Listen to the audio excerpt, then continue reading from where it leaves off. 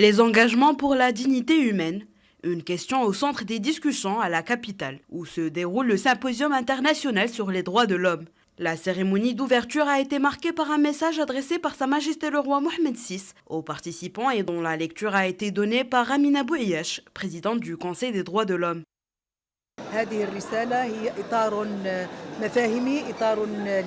Ce message est un cadre conceptuel et un cadre pour la réflexion. Il représente également un cadre pour l'avenir. Comment allons-nous travailler à partir de ce symposium international dans le renouvellement de l'engagement universel et l'évocation des expériences des pays du Sud comme une pratique idéale pouvant créer des solutions à ce que nous vivons actuellement?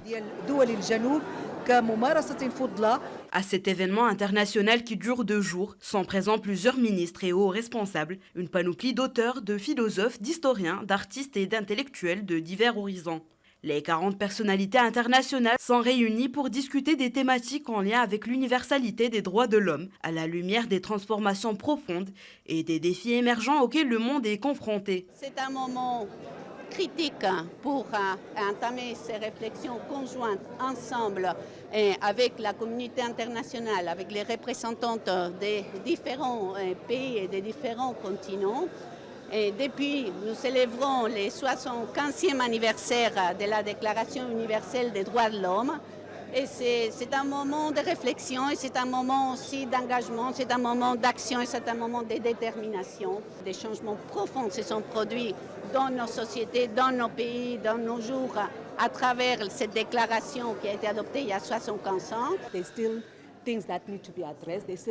Il y a des points qui doivent être abordés, notamment les défis dans l'application universelle des droits de l'homme. Cet événement est toujours d'actualité, afin que nous puissions débattre et échanger la situation dans le domaine des droits de l'homme.